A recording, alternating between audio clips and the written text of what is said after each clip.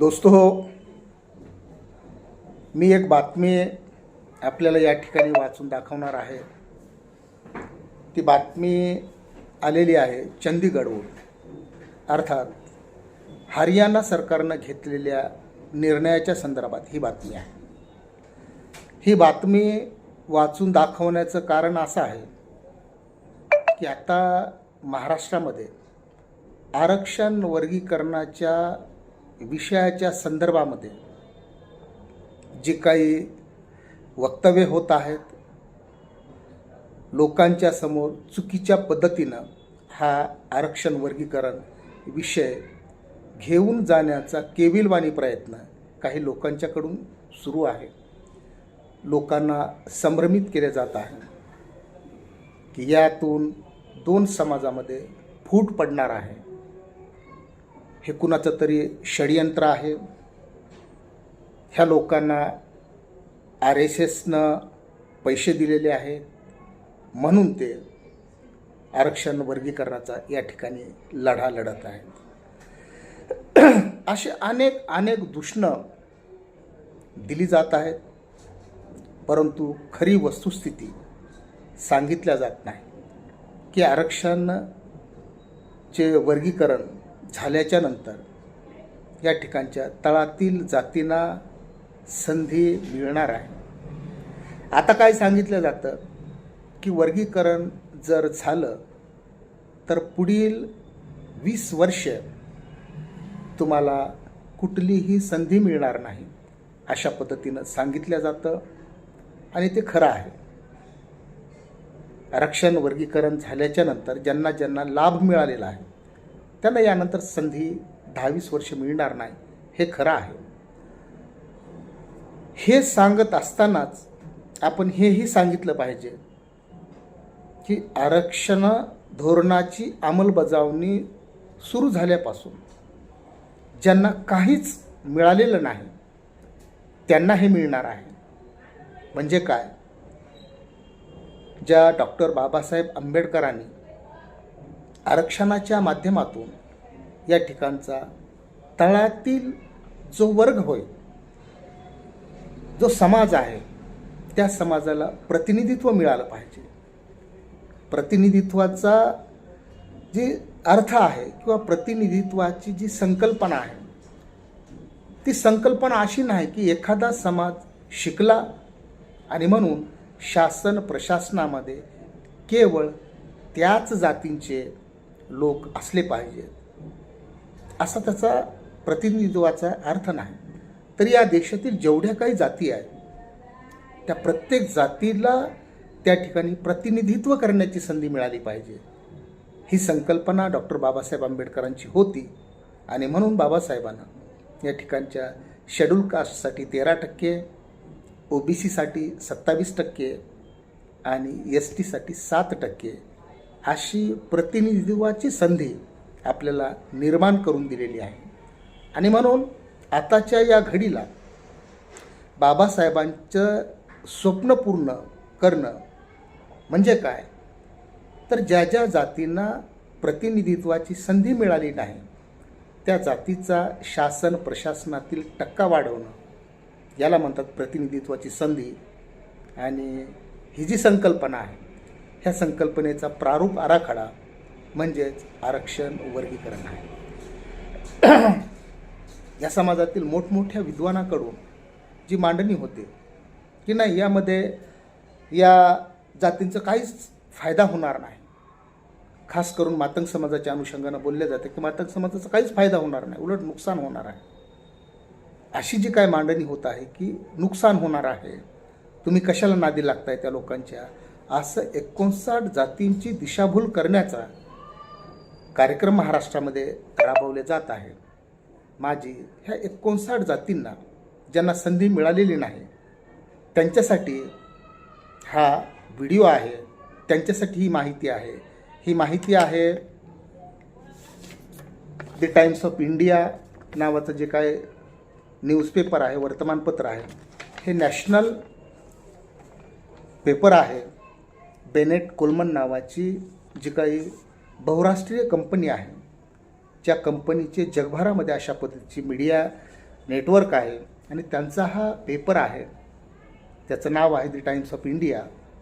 आणि ही बातमी आहे हरियाणा सरकारने घेतलेल्या आरक्षण वर्गीकरणाचं जे काही धोरण हरियाणामध्ये राबवले जात आहे त्या धोरणाच्या संदर्भामध्ये अलीकडं एक रिक्रुटमेंट निघालेली आहे, ज्याला आपण HSSC म्हणजे हरियाणा स्टाफ सिलेक्शन कमिशनची ही बातमी आहे. त्यांच्यामार्फत ही दिलेली बातमी आहे आणि चंदीगडवरून ती बातमी आहे. बातमी काय आहे? The Haryana government on Wednesday announced the initiate of the recruitment process for 7,596 Group D posts, though the Haryana Staff Selection Commission HSSC. The initiative will not only boost employment but also ensure social inclusion and fairness. Candidates will be selected based on their common eligibility test CET across scores, ensuring a transparent merit-based selection process, said the official spokesperson.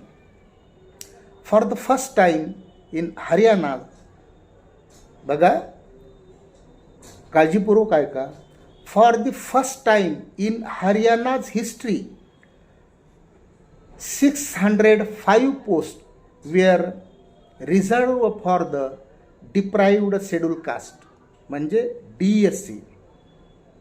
DSC means deprived scheduled caste. Vanchit schedule कास्टमधले जे काही वंचित जाती आहेत त्याला DSC हा group बनवलेला आहे आणि 7,596 पोस्टपैकी ह्या DSCला 605 पोस्ट रिझर्व केलेले आहेत आणि 604 post for the other schedule caste म्हणजेच कंसात OSC in group D recruitment. दोस्तो हो, हे हरियाणा गव्हर्मेंटचं आरक्षण वर्गीकरण मॉड्यूल आहे.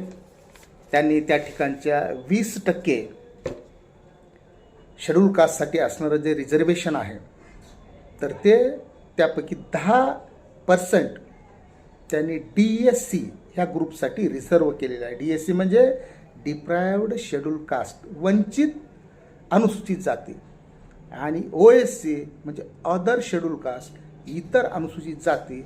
असे 2 गट त्या ठिकाणी हरियाणा गव्हर्मेंटनं केलेले आहेत आणि दोघांना जो काही वाटप केलेलं आहे तर DSCला किती केलेलं आहे माहीत आहे? DSCला 605 पोस्ट ह्या रिझर्व केलेल्या आहेत आणि OSCला या ठिकाणी 604 पोस्ट या ठिकाणी रिझर्व केलेल्या आहेत. म्हणजे वंचित जातींना किती 605 आणि या ठिकाणचे ऑदर म्हणजे ज्यांना संधी मिळालेली आहे त्यांना 604. म्हणजे या ठिकाणी जे काही जे आपण ते प्रिफरेन्शियल ट्रीटमेंट म्हणतो की वंचितांना या ठिकाणी प्राधान्यक्रमानं संधी मिळाली पाहिजे आणि म्हणून या ठिकाणी प्राधान्यक्रमाचा सुद्धा सिद्धांत त्या ठिकाणी तो हरियाणा गव्हर्मेंटनं पाळलेला आहे. आणि म्हणून आपल्याकडे जे सांगितलं जातं तुमच्या हिश्श्याला काहीच येणार नाही, तुमचं नुकसान होणार आहे.